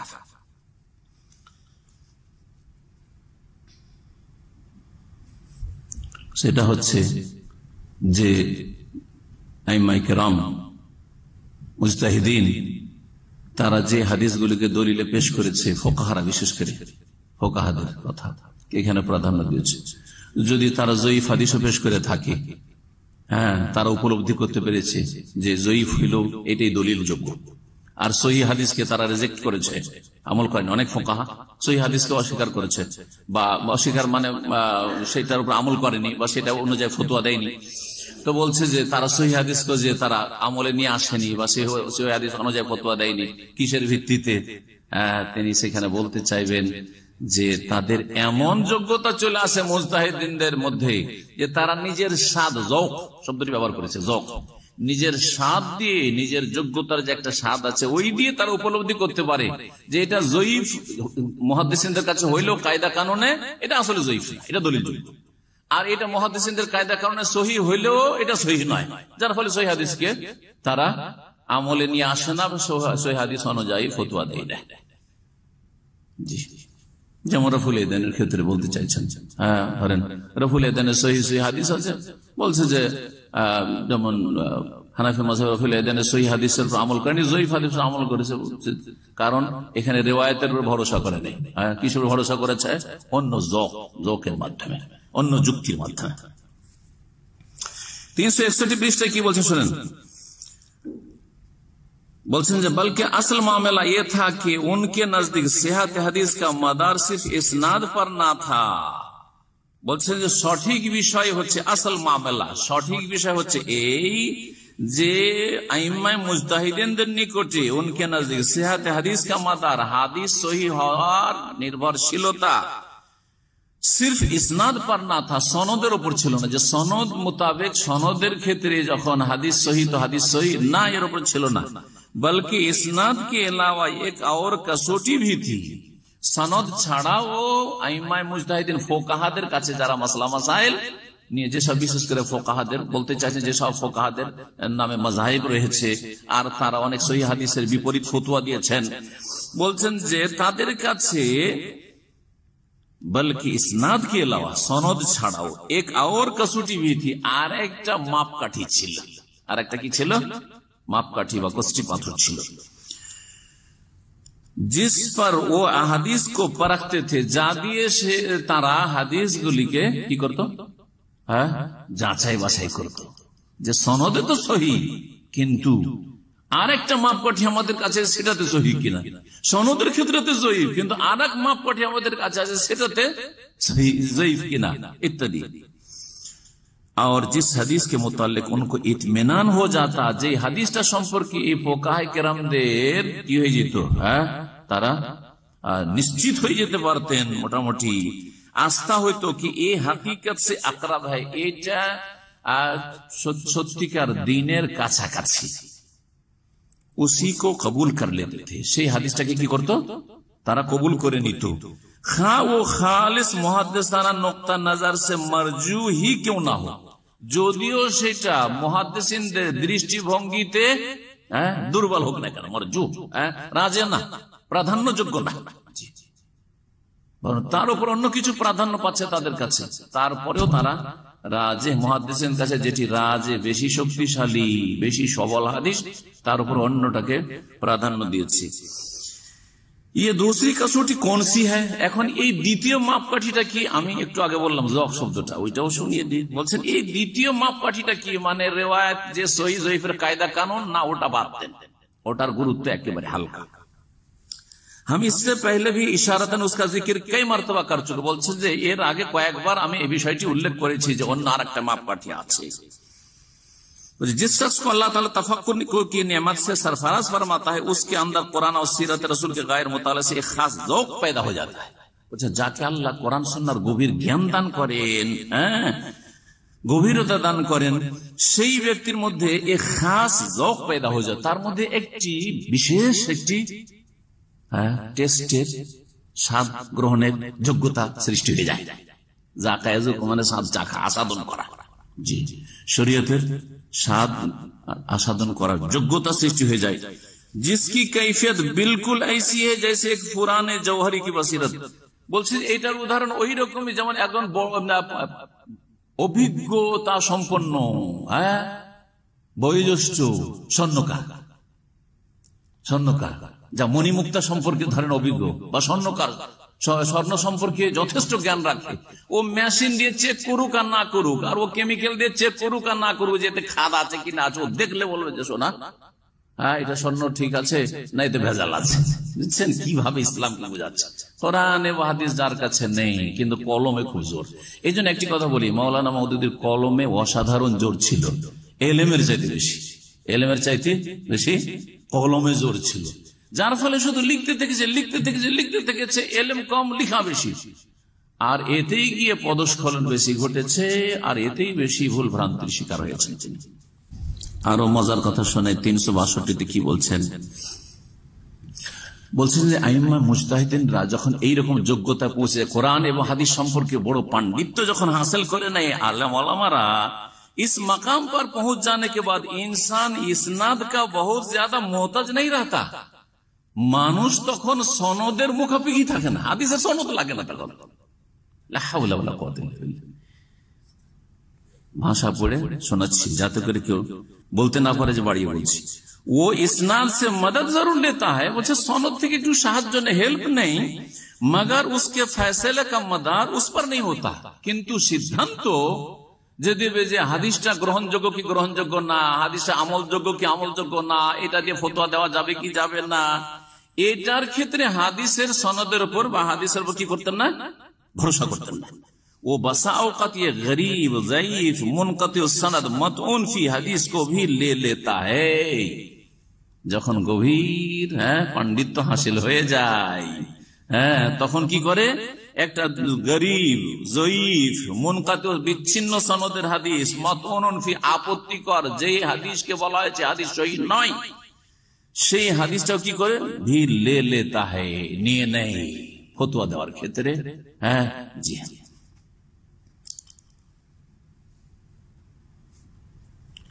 তারপরে বলছেন और बसा औकात वो एक गैर मुअल्लल गैर साज मुत्तसिल सनद मकबूल हादिस से भी एराज कर जाता है। আর কখনো কখনো কোন কোন হাদিস আছে যাতে কোন রোগ পাওয়া যায়, গैर मुअल्लल, কোন ইল্লত কোন ব্যাধি নেই, গैर সাজ সেটা সাজও নয়। সহিহ হাদিসের সংজ্ঞায় 5টি শর্ত আছে, মুত্তাসাল সনদু, বিনাকলিল আদল, তামিদ দাব, গैर মুআল্লিন ওয়ালা সাজিন। এই যে সাজও নয় আর ইল্লতলাও নাই, মুত্তাসিল সনদ মুত্তাসিল আছে, আর স্মৃতিশক্তিও তাদের পূর্ণ অথবা হালকা, মানে হালকা হইল দুর্বল নয়, সেজন্য হাসান, এগুলো সব ঠিক আছে। মকবুল হাদিস সে ভি এরাজ করতা, এইরকম সহিহ হাদিস থেকেও আইম্মায়ে মুজতাহিদিন আর যাদের ওই রকম গভীর পাণ্ডিত্য হাসিল হয়ে যায়, তারা কি করে, বিমুখ হয়, মুখ ফিরিয়ে নেয়, যে সহিহ হাদিস আমল করবো না। বুঝলেন? জি হ্যাঁ। এটা আবার কেমন করে হয়, বলছি ये चीज चूंकि सरासर जौकी है। এবার পেয়েছেন শব্দটা, ये चीज, এই যে ফুকাহায়ে কেরামরা সহিহ সহিহ হাদিস সনদের দিক থেকে ওটাকে ছেড়ে দিল, জয়ীফ হাদিস আমল করলো, আর সেটাই ঠিক। আর আমি ওই তার তো ফয়সালা শুনলেন যে মুহাদ্দিসিনা সহিহ বললে যে সহিহ হবে জরুরি নয়, আর জয়ীফ বললে যে জয়ীফ হবে তাও জরুরি নয়। এই বিষয়টা যে এই যে তারা অন্য একটা মাপকাঠির ওপর নির্ভর করে, অন্য একটা মাপকাঠি দিয়ে মেপে তারা সহিহ জয়ীফ বা আমল করব কি করব না হাদিস আমল যে সিদ্ধান্ত নিয়েছেন, এটা কিসের ভিত্তিতে? বলছে ये चीज चूंकि सरासर মানে পুরোপুরি জৌকি হে, মানে নিজের স্বাদের উপর নির্ভর করছে। এই স্বাদকে কোরআন এবং হাদিসের ভাষায় কি বলা হয়েছে জানেন? ইত্তিবাউল হাওয়া, প্রবৃত্তির অনুসরণ। আমাকে মনোপুত লাগলো একটি হাদিস, যেমন এখানে আরো বলি, মুহাদ্দিসিন কেরাম সম্পর্কে যখন মন্তব্য করলেন যে তারা তো মানুষই ছিলেন, ভুলের ঊর্ধ্বে ছিলেন না, তো ফোকাহারা কি মানুষ ছিলেন না, ফেরেশতা ছিলেন নাকি, না নবী রাসূল ছিলেন? তো তারা যে যৌক দিয়ে, স্বাদ দিয়ে হাদিসকে নেন, আবার হাদিসকে রিজেক্ট করেন, এই ক্ষেত্রে কি তারা ভুলভুক্ত না? এই যে তাদের প্রশংসা করতে গিয়ে হাদিসে সহিহ জয়ীফের মূল্য একেবারে মূল্যহীন করে দেওয়া, বলছেন এই চিজ চোখে সারাসার যৌকি, যৌকের ব্যাপার। এটাকে ইত্তিবাউল হাওয়া, কুপ্রবৃত্তির অনুসরণ। এটাকে বলা হয় মা তাহওয়াল আনফুস, ইয়াত্তাবিউনা ইল্লা যান ওয়া মা তাহওয়াল আনফুস। আল্লাহ রাব্বুল আলামিন বলছেন কোরআনে কারীমের কোন সূরা হাফেজ, সূরা নাজম, সূরা নাজম, ইয়াত্তাবিউনা ইল্লা যান, এরা অনুমানের অনুসারী, ওয়া মা তাহওয়াল আনফুস, আর তাদের মন যা চায়। মন চাই কি, আমাকে যেটা স্বাদ লাগছে সেটা স্বাদ। খাওয়া দাওয়ার ক্ষেত্রে, পোশাকের ক্ষেত্রে আমাকে যেটা মজা লাগছে সেটা আমি করছি, তাই না? আপনাকে যেটা মজা লাগছে সেটা আমাকে মজা লাগে না, আমাকে যেটা মজা লাগছে সেটা আপনাকে মজা লাগে না। এক একজনের স্বাদ জীবার বা চলাফেরার ক্ষেত্রে ভিন্ন ভিন্ন। এটা হচ্ছে মা তাহওয়াল আনফুস। হাদিসের ক্ষেত্রেও মওদুদী সাহেব বলছেন যে এটা হচ্ছে সারাসার যৌকি, স্বাদের বিষয়। যাকে যেটাতে স্বাদ লেগেছে যৌক দিয়ে হাদিসের সহিহ জয়ীফ নির্ধারণ করবেন। এইটা ওই যে কায়দা কানুন রয়েছে উসুল হাদিস মুস্তালাহ হাদিসের, এছাড়া ভিন্ন আরেকটি হচ্ছে কসৌটি মানে মাপকাঠি। জি, এই শুনলেন, আশা করি স্পষ্ট বুঝতে পেরেছেন।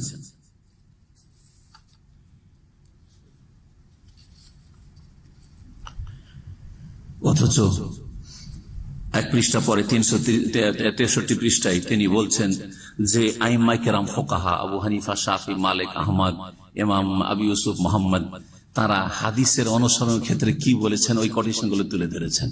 ওখানে কিন্তু এই কথা বলেননি হ্যাঁ যে তারা বলেছেন যে হাদিস সহি হইলেই যে মানতে হবে তা নয়, বরং যদি দেখা যায় যে হাদিস সহি সনদের দিক থেকে যেমন মওদুদির ব্যাখ্যা একবারে তার বিপরীত কথা ইমাম কেরামদের কথা রয়েছে, আবার নিজেই নকল করছেন, একবার এইদিকে একবার ওইদিকে। মানুষের কোরআন সুন্নাহর ইলম যদি না থাকে, একজন জেনারেল শিক্ষিত মানুষ আর পশ্চিমা সভ্যতা সম্পর্কে তার পড়াশোনা অনেক বেশি, কিন্তু ইসলাম সম্পর্কে বিশেষ করে কোরআন সুন্নাহর দলিল সম্পর্কে একেবারে শোচনীয়তা তার ইলমের, যার ফলে এতক্ষণ পর্যন্ত হাদিসের রেওয়ায়াতের মূল্যকে একবার মূল্যহীন করে দিলেন, ঠিক কিনা? আর তারপরে আইম্মাই কেরাম সম্পর্কে কি বলছেন শুনে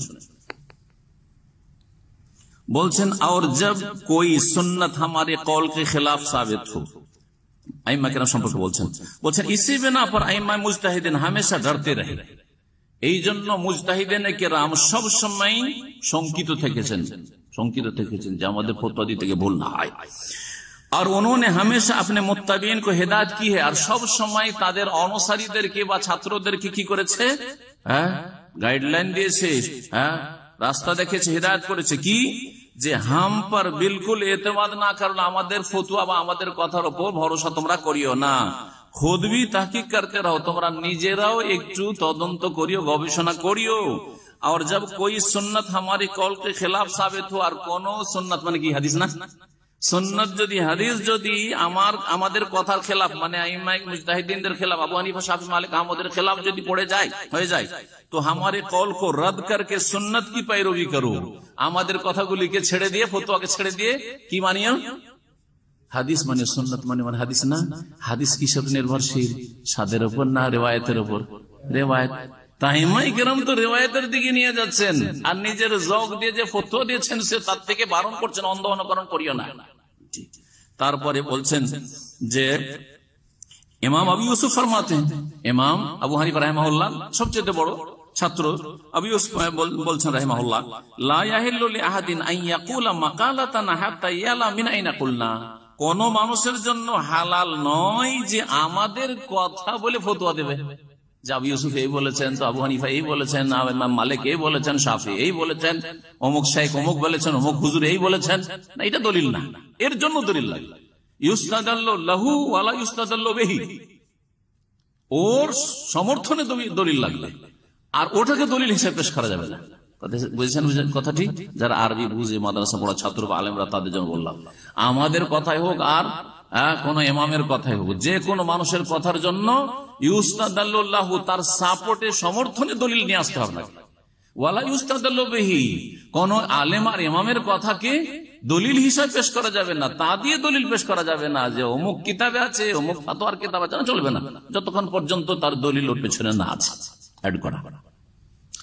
বলছেন কোন মানুষের জন্য জায়েজ নয়, হালাল নয় যে আমাদের কথাগুলি বলবে হাত্তা ইয়ালা মিন আইনা কুলনা, যতক্ষণ না জানবে যে কোত্থেকে আমরা বলেছি, কোন হাদিস বা আয়াতের ভিত্তিতে বলেছি, দলিল দিয়ে নিয়ে গেছেন তাহলে তারা।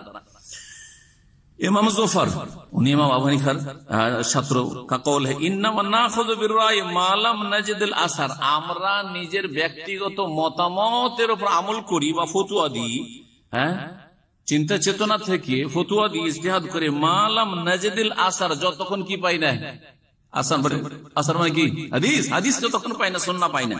ফাইজা জা আল হাসার আসার, ফাইজা জা আল আসার, যখন হাদিস চলে আসে, সুন্নাহ পেয়ে যায়, আসার রাসূলুল্লাহ সাল্লাল্লাহু আলাইহি ওয়াসাল্লামের হাদিস কো বলা হয় সেটা মারফু আসার, আর সাহাবায়ে কেরামদের উক্তি বা আমল সেটাও আসার, জি, এগুলো হচ্ছে আসার।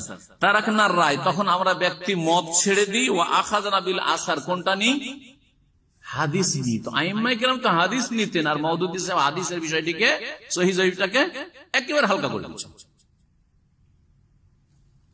এক দুই পাত আগে তার এক কথা, আর এখানে করে আইম্মায়ে কেরামদের বক্তব্য আলাদা প্রমাণ করে। ইমাম মালিক ইরশাদ হয় বলছেন, আর উল্লেখ করছে, ইন্নামা আনা বাশার, দেখো আমি মানুষ, কিন্তু উখতি ওয়া উসিব, আমি ভুল করি আর ঠিকও করি। ফানজুরু ফি রাই, সুতরাং আমার মত নিয়ে একটু চিন্তা করে দেখিও, মুকাল্লিদরা অন্ধ অনুকরণ করিও না।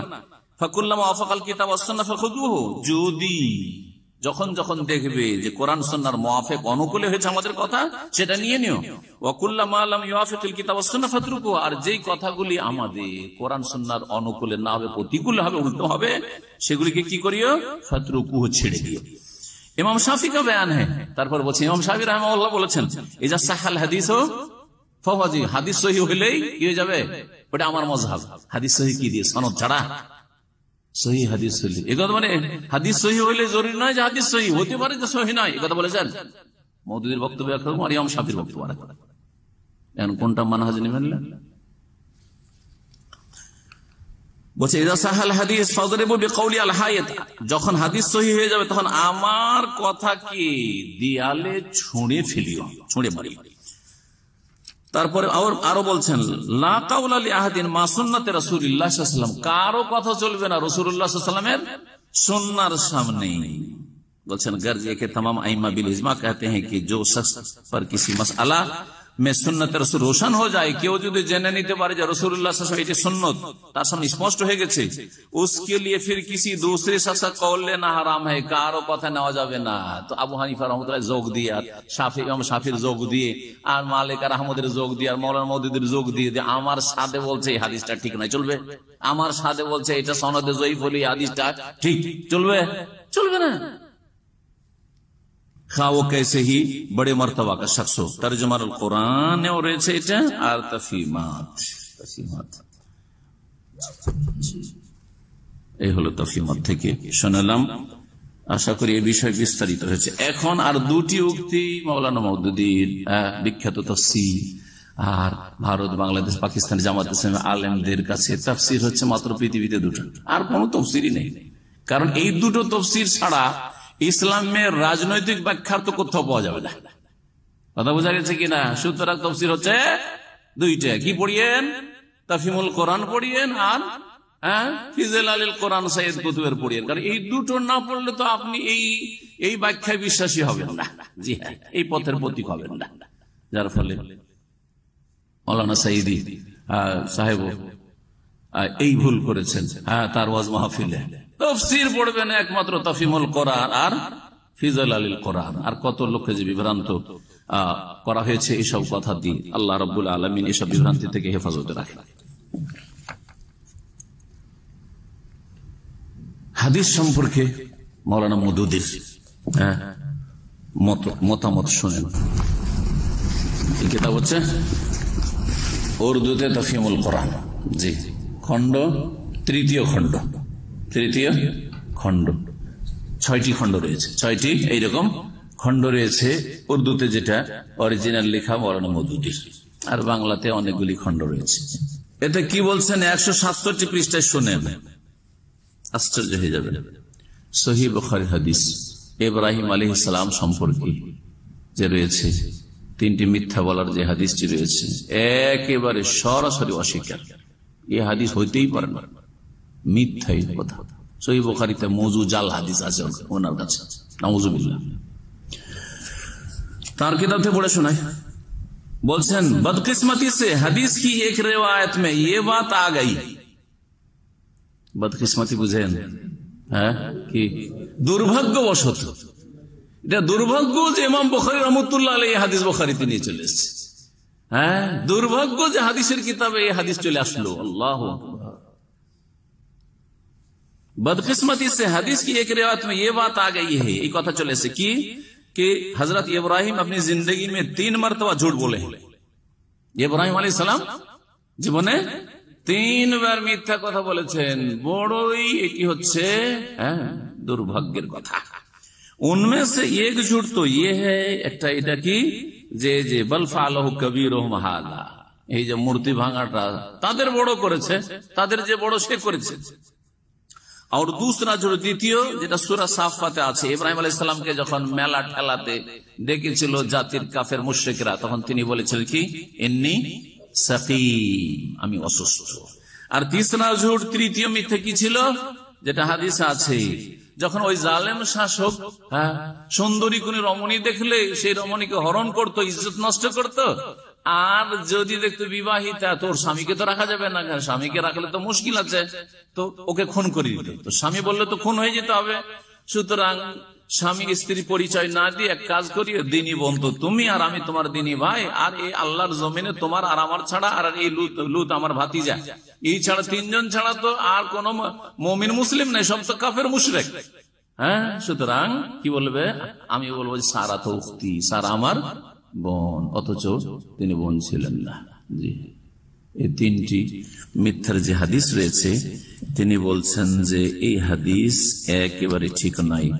কি বলছেন শুনবেন, जिसका जिक्र कुरान में नहीं बल्कि बाइबल की किताब पैदाइश में आया है, एक गरोह रिवायत परस्ती में गोलू करके, বাইবেলে থাকে আর সেটা সমর্থন যদি সহিহ বুখারী থাকে তো নেব না, নাকি নেব না? জি, কিন্তু সহিহ বুখারীর হাদিসের তার কাছে কোনো মূল্য নেই। বলছেন এক গরো রিওয়ায়াত परस्ती में गोलू करके इस हद तक पहुंच जाता है, এক দল হাদিসের রিওয়ায়াত বর্ণনা পূজায়, রিওয়ায়াত परस्ती মানে কি, বর্ণনা পূজায়, বর্ণনার অন্ধত্বে, হাদিসের অন্ধত্বে এমন সীমায় পৌঁছে গেছে, এমন সীমানায় পৌঁছে গেছে कि उसे बुखारी और मुस्लिम के चंद रावियों की सदाकत ज्यादा अजीज है, যে তার কাছে বুখারী মুসলিমের যে বর্ণনাকারীদের সত্যতা বেশি প্রিয়, और इस बात की परवाह नहीं है, और ये কথা সে তার পরোয়াই করলো না कि उससे एक नबी पर झूठ का इल्जाम आयद होता है, যে এক নবী কি করে মিথ্যা কথা বলতে পারে। নবীকে মিথ্যা বলা থেকে রক্ষা করতে গিয়ে সহিহ বুখারীর হাদিস কে অস্বীকার করবে। অথচ এই তিনটি যে মিথ্যা, বাহ্যিক মিথ্যা, অন্যান্য মুহাদ্দিসরা বলেছেন যে এটাকে ওই রকম মিথ্যা বলা হয়, এটাকে তৌরিয়া বলা হয়। এটা কি বলা হয়? তৌরিয়া মানে একটু ঘুরিয়ে পেঁচিয়ে কথা বলা। এর সুন্দর বাংলা আপনার খুঁজে নেবেন, ঘুরিয়ে পেঁচিয়ে কথা বলা। অনেক সময় আমরা ঘুরিয়ে পেঁচিয়ে কথা বলি, একটা বাক্যের দুই রকম অর্থ হয়, দুই রকম অর্থ হয়, বুঝছেন না? শ্রোতা একটা অর্থ বুঝলো আর আমি আর এক অর্থে, আর এক সেন্সে বলেছি, ও অন্যরকম বুঝাতে হয়ে গেল আর আমি তার অনিষ্ট থেকে বেঁচে গেলাম। হয় কি হয় না? যেমন আপনাকে একজন লোক বলছে, ভাই কিছু টাকার প্রয়োজন, একটু 5,000 রিয়াল দিতে হবে, হেল্প করতে হবে। আপনি জানেন এর হাতে টাকা পড়ে গেলে ওর কাছে আমি জিম্মি হয়ে যাবো, টাকা পাবো না, সম্পর্ক খারাপ হবে, টাকা পাবো না। আর টাকা আপনার কাছে আছে কিন্তু পকেটে নেই, বাড়িতে আছে, টেলিফোন করছে, ভাই আপনার কাছে কিছু টাকা আছে, যদি থাকে তো দেন, খুব হেল্প হবে। এই সময় আপনি বলেন, ভাই আমার কাছে তো টাকা নেই, আর পকেটে আসলে টাকা নেই, পকেটে টাকা নেই। ও কি বুঝলো যে ধার চেয়েছি, ওর কাছে টাকা নেই, মানে কোথাও নেই, বাড়ি তো নেই, এখানে সবই নেই, মোট কথা ও মালিক নয় টাকা, এটা না বুঝলো। টাকা নেই মানে আমি টাকার মালিক নই, 5,000 নেই আমার মালিকানা, আমি দেবো করতে, ঠিক কিনা? শ্রোতা একরকম বুঝলো, কিন্তু বক্তা কি উদ্দেশ্য করলো, আমার কাছে টাকা নেই মানে আমার সাথে টাকা নেই, ঠিক আছে কিনা? তো এটা ডাহা মিথ্যা এরকম নয়, কিন্তু অনিষ্ট থেকে বাঁচার ক্ষেত্রে অথবা সৎ উদ্দেশ্য হাসিলের ক্ষেত্রে এইরকম মিথ্যা। তো ঠিক এই বিষয়গুলি ঠিক ওই রকম ছিল, ইব্রাহিম আলাইহিস সালাম এই বিষয়গুলি ঠিক এইরকমই ছিল। কেমন করে এরকম ছিল এগুলো আমি তাফসীর করতে গিয়ে বলেছি। এখন বিভিন্ন কথা রয়েছে, তার মধ্যে একটা করে অন্তত ব্যাখ্যা বলে দিই, সহি ব্যাখ্যা, যাতে করে এই মওদুদির বিভ্রান্তি থেকে আর এই ভুল তাফসীর থেকে মানুষ রক্ষা পেতে পারে।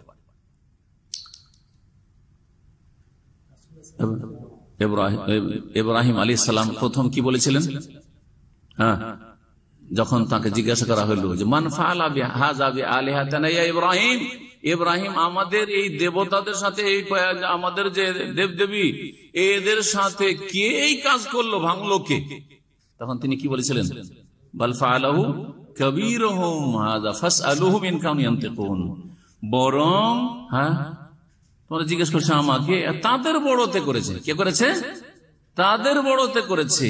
আর বড় দেবতাটিকে রেখে দিয়েছিলেন তিনি, আর কুড়ালটা তার কাঁধে চাপিয়ে রেখে দিয়েছিলেন। তাদের বড়তে করেছে, সুতরাং জিজ্ঞেস করো যদি বলতে পারে, ইনকানুই আনতে কোন, যদি বলতে পারে। তাদের বড়, তাদের বড় শ্রোতারা কি বুঝলো? ইব্রাহিম আলাইহিস সালাম মুশরিক জাতি কি বুঝলো? যে তাদের বড় হচ্ছে মানে বড় দেবতা করেছে, ঠিক না? ওটা বুঝলেন। কিন্তু তিনি বললেন যে তোমাদের বড় দেবতার চাইতে আমি বড়, কারণ আমি কথা বলতে পারি, নড়াচড়া করতে পারি, ভাঙতে পেরেছি। আর এ তো ভাঙতে পারলো না, রক্ষা করতে পারলো না। নাই ভাঙতে পারবে না, রক্ষা করতে পারলো, ঠিক কিনা? তাহলে এটা কি আসলে মিথ্যা হইল? তাওরিয়া। হ্যাঁ, অথবা আরেকটা ব্যাখ্যা বলা হয়েছে ইনকাম ইয়ামতাকুন, তাদের বড় করেছে যদি কথা বলতে পারে। যদি কথা বলতে পারে তো বড় দেবতাতে করেছে। যেহেতু কথা বলতে পারে সেজন্য বড় দেবতা করেনি, আর কেউ ওই কাজটা করেছে, এই ভাঙা কাজ করেছে। বোঝা গেছে না? তাহলে বোঝা গেল যে কোনো দোষ নেই এইভাবে জাতির অনিষ্ট থেকে বাঁচার জন্য। কারণ সেই সময় যদি তিনি বলেন যে আমি ভেঙেছি, তাহলে তো খবর আছে। তারপরেও তো এই কথা বলার পরেও তো আগুনে নিক্ষেপ করা হইলো, হইলো গেল না? দ্বিতীয় মিথ্যা কি ছিল? বাহ্যিক মিথ্যা, ইন্নী সাকিম, আমি অসুস্থ। মানুষের অসুস্থতা দুই রকম, আর এই যুগে খুব বেশি বুঝছেন। কারণ শারীরিক অসুস্থতা থেকে আজকাল মানসিক রোগ বেশি, মানসিক অসুস্থতা, ঠিক না? আপনি একজন আপনার সাথে কথা বলতে চাইছে, বা আপনার স্ত্রী কথা বলতে চাইছে, একটু আমোদ ফুর্তির কথা বলতে, তুমি বলছি ছাড়ো তো, আমার কিছু ভালো, আমি অসুস্থ। জি হ্যাঁ, হয়তো শ্রোতা আপনার স্ত্রী অথবা আপনার সাথী সঙ্গী যে তোমার সাথে আপনার সাথে কথা বলতে চাইছিল, সে বুঝলো যে আপনি শারীরিক দিক থেকে অসুস্থ, কিন্তু আপনি কোন দিক থেকে অসুস্থ? মন খারাপ, আপনার মানসিক দিক থেকে অসুস্থ। হয় না? মানসিক রোগ মানুষকে আত্মহত্যা করিয়ে দেয়, অনেক সময় হার্ট অ্যাটাক করে মরে যায়, কিন্তু শারীরিক রোগে অনেকে যুগ যুগ ধরে বেঁচে থাকছে।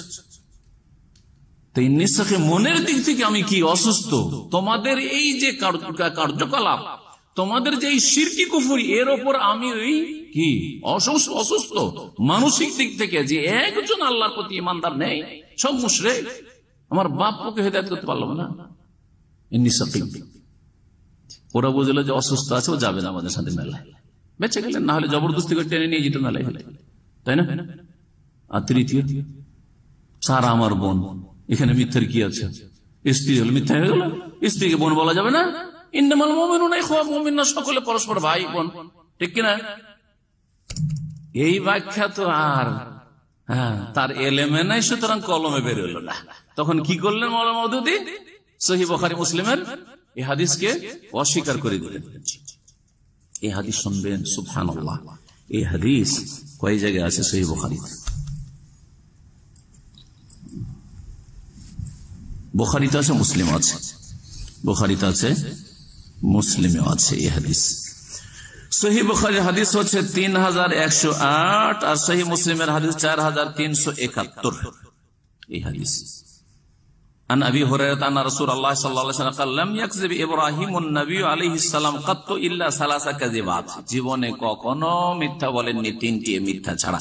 সিনতাইনি ফি যাতিল্লাহ, তিনটি আল্লাহর জন্য, আর একটি ওয়াহিদাতুন বলছেন, তারপরে ওয়াহিদাতুন ফি শানে সারা, আর একটি হচ্ছে সারার ক্ষেত্রে, সেটাও আল্লাহর জন্য।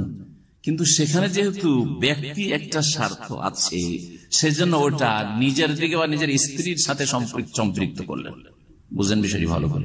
তিনটাই তো আল্লাহর জন্য বলেছেন। আর স্ত্রীকে রক্ষা করা আল্লাহ সন্তুষ্টির জন্য নয়, স্ত্রীর সম্ভ্রম মানিজ্য রক্ষা করা, আবরু হেফাজত করা, যেই ফরজ, বরং স্ত্রীর ইজ্জতের হেফাজতের জন্য, ছেলে মেয়েদের ইজ্জতের হেফাজতের জন্য কেউ যদি মারা যায়, নিহত হয়, তাহলে সে শহীদ। ওমান কুতিলা দুনা ইরদি ফাহুয়া শাহীদ, সেটাও আল্লাহর জন্য ছিল। কিন্তু তার তাকওয়া, তার আল্লাহ ভীরুতা, তার ঈমান বলছে না, আমার স্ত্রী যদি আমার কাছে থাকে তাহলে তো আমার সম্ভোগের বস্তু, সুতরাং বলবো যে এটা সারার জন্য এই মিথ্যাটা বলা। একটি হচ্ছে সারার ক্ষেত্রে, বা রাসূলুল্লাহ সাল্লাল্লাহু আলাইহি ওয়াসাল্লাম বলেছেন সেটা একটা, যেহেতু নিজের একটা অংশ আছে সেজন্য এটি সারার ক্ষেত্রে বলা হয়েছে। আর বাকি দুটো ছিল তাতে একেবারে কোনো নিজের স্বার্থ ছিল না। মূর্তি ভাঙা আল্লাহর জন্য, আর মেলাতে যাব না, তোমাদের শিরকি কুফরি মেলাতে যাব না, হারাম, সেটাও আল্লাহর জন্য।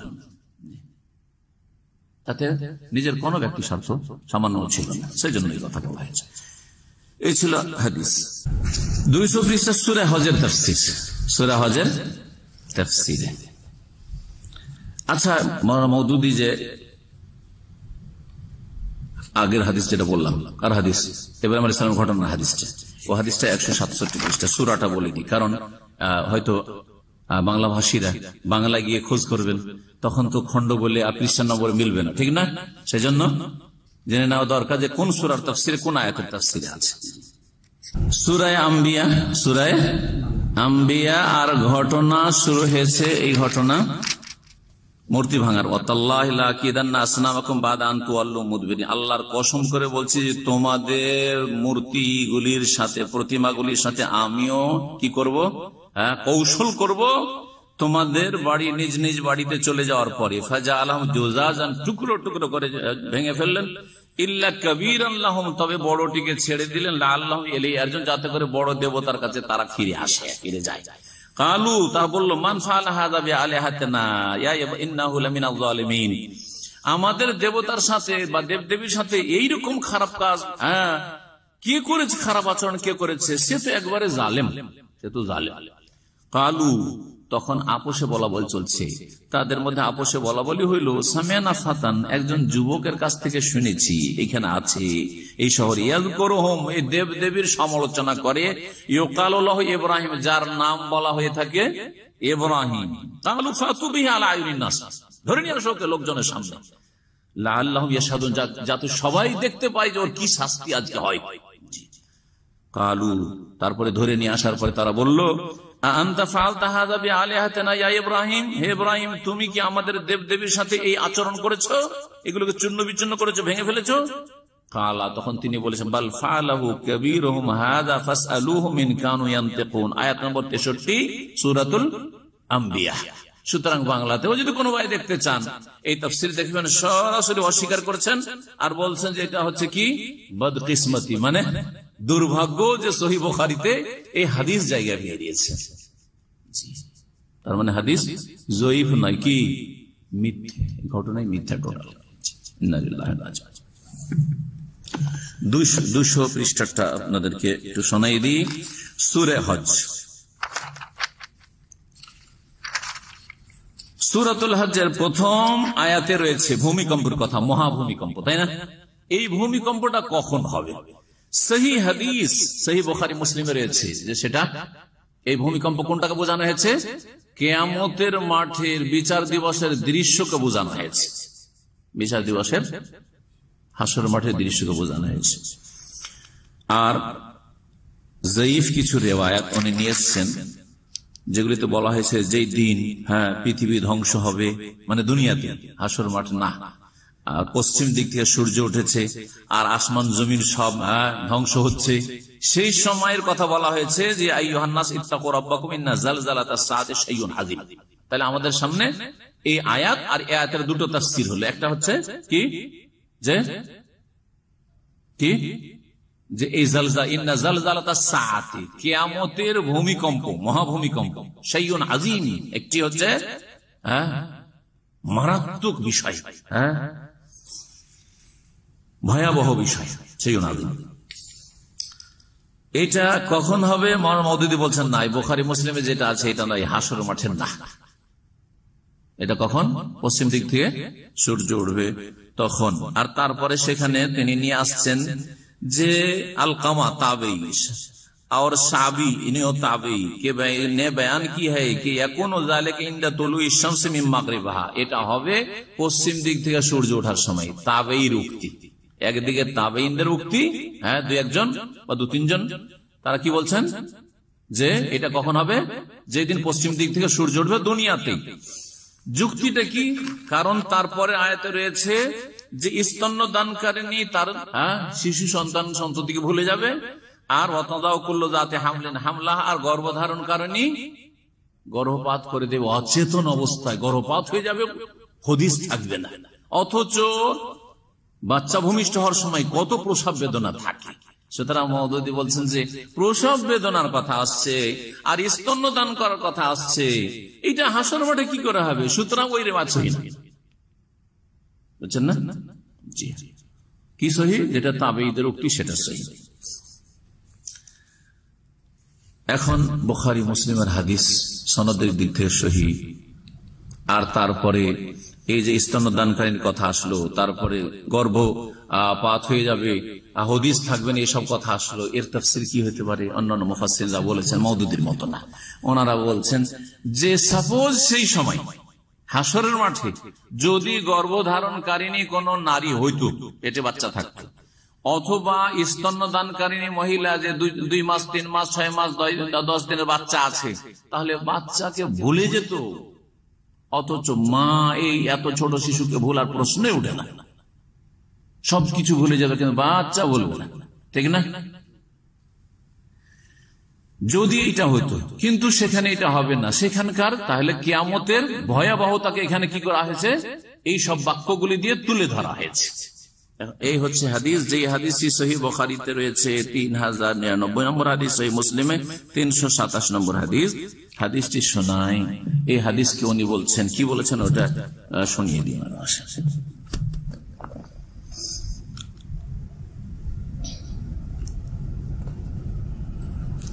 बोलते अगरचे उसकी सनद ज़ईफ है मगर कुरान से मुताबिकत उसके ज़ाफ को दूर कर देती है। বলছেন যে আলকামার সাবি যে উক্তিগুলি সেগুলো যদিও সনদ ज़ईफ কিন্তু কোরআনের মোতাবেক মানে অনুকূলে হওয়ার কারণে ওর দুর্বলতা নেই, ওইটাই ঠিক। और ये दूसरी रिवायत गो सनदन कवी तर है, এই যে রিওয়ায়াত যেটা বুখারীতে শোনাবো সেটা সনদের দিকে যদিও শক্তিশালী, लेकिन कुरान के जाहिर बयान से आदाय मुताबिकत उनको ज़ईफ कर देती है। কোরআনের যেহেতু অনুকূলে নয় সেই জন্য সহিহ হইলো সেটাকে ज़ईफ করে দিচ্ছে। তাহলে আমাদের তৃতীয় খণ্ডের আলোচনা হলো, এখন হাদিসটা শোনাই। সহিহ বুখারীতে কি আছে? সহিহ বুখারীতে আছে আবু সাঈদ খুদরী রাদিয়াল্লাহু তাআলা আনহু থেকে বর্ণিত, তিনি বলছেন কালা রাসূলুল্লাহ ইয়াকুলুল্লাহু ইয়া আদম, আল্লাহ তাআলা বলবেন কিয়ামতের দিন, হে আদম, ফায়াকুল লাব্বাইক ওয়া সাদিক ওয়াল খায়রু ফি ইয়াদাইক, কালা ইয়াকুল আখরিজ বাসান নার, জাহান্নামীদেরকে বের করো হাশরের মাঠে। কালা ওমা বাসুন নার, জাহান্নামীর কারা, কতটা বের করব? কালা মিন কুল্লি আলফিন 999 1999 জন। ফাযাকা হিনা ইয়াসিবুস সাগীর, যখন ছোট শিশু কি হয়ে যাবে? বুড়ো হয়ে যাবে, বৃদ্ধ হয়ে যাবে। ওয়াতাযাউ কুল্লু যাতি হামলিন হামলাহা, আর গর্ভধারণকারিণী গর্ভপাত করে দিবে। ওয়াতারান নাসা সুকারা, আর লোকেরা সব কি হয়ে যাবে? সেন্সলেস, বেহুশ হয়ে যাবে। ওমা হুম বিসুকারা, কিন্তু আসলে তারা বেহুশ হয়নি, কিন্তু বেহুশ হয়েছে কিসে? হুঁশ হারিয়ে দিয়েছে কিসে? ভয়াবহ কিয়ামতের ভয়াবহতায়। ওয়ালাকিন্না আযাবাল্লাহি শাদীদ, তবে আল্লাহর আযাব শক্ত। এই ছিল হাদিস, যে হাদিসকে মওদুদী সাহেব অস্বীকার করেছেন। আর একটি হাদিস দিয়ে শেষ করেছি, সময় লম্বা হয়ে যাচ্ছে। 337 নম্বর পৃষ্ঠা, 337 নম্বর পৃষ্ঠা। খণ্ড হচ্ছে চতুর্থ খণ্ড, উর্দুতে হচ্ছে চতুর্থ খণ্ড। আর সূরা বলে দিই আপনাদেরকে, সূরা হচ্ছে সূরায়ে সদ। ঘটনা হচ্ছে সুলাইমান আলাইহিস সালামের ঘটনা। কার ঘটনা? সুলাইমান আলাইহিস সালামের ঘটনা, সুলাইমান আলাইহিস সালামের রাজত্বের ঘটনা। জি, আয়াত নম্বর হচ্ছে 35। সুলাইমান আলাইহিস সালামের দোয়া, বলেছেন কালা রব্বিগফিরলি, সুলাইমান আলাইহিস সালাম কি বলেছিলেন? আল্লাহ আমাকে ক্ষমা করে দাও, ওয়া হাবলি মুলকান, আমাকে এমন রাজত্ব দান করো, লা ইয়ামবাগি লি আহাদিন বাদি, আমার পরে কারো জন্য যেন সেটা না হয়। ইন্নাকা আনতাল ওয়াহাব, নিশ্চয় তুমি মহান দাতা। এই আয়াতের তাফসীরে বলছেন তিনি হাদিস, কোন হাদিসটাকে অস্বীকার করেছেন? সুলাইমান আলাইহিস সালামের সম্পর্কে যে হাদিসটা তিনি বলেছিলেন কসম করে যে আমি এই কাজটি করব। সহিহ বুখারীতে এই হাদিসটি রয়েছে 7 জায়গায় হাদিসটি রয়েছে। সহিহ মুসলিমে 3 জায়গায় রয়েছে হাদিসটি। আর এই হাদিসটিকে বলছেন যে ভিত্তিহীন, হতেই পারে না। সুলাইমান আলাইহিস সালামের ক্ষেত্রে এটা হতে পারে না। হাদিসটা শুনে তারপরে পড়ে শোনাবো ওনার কথা। হাদিস বলছেন আবু হুরায়রা রাদিয়াল্লাহু তাআলা আনহু বর্ণিত, কালা বলছেন তিনি যে কালা সুলাইমান ইবনে দাউদ আলাইহিস সালাম, দাউদ আলাইহিস সালামের ছেলে সুলাইমান আলাইহিস সালাম নবী বললেন একদিন, লা আতুফান্নাল লাইলাতা, অবশ্যই আজকের রাতে আমি প্রদক্ষিণ করব, চক্কর লাগাবো। কোথায়? বেমিআতে ইমরাআতিন, 100 আমার স্ত্রী আছে তাদের কাছে। 100 স্ত্রী, এখানে ইমরা বলা হয়েছে, স্ত্রী হতে পারে আর দাসী মিলিও হইতে পারে। আর সেই যুগে আগের দিনে তখন বেশি বিবাহ জায়েজ ছিল। কোন কোন রিওয়ায়াতে মেয়া 100 স্ত্রীর কথা রয়েছে, কোনটাতে 90 রয়েছে, কোনটাতে 70 রয়েছে, আবার কোনটাতে 60 রয়েছে, যে রিওয়ায়াতগুলি রয়েছে। কিন্তু মোট কথা তার স্ত্রী অনেক ছিল, বোঝা যায়।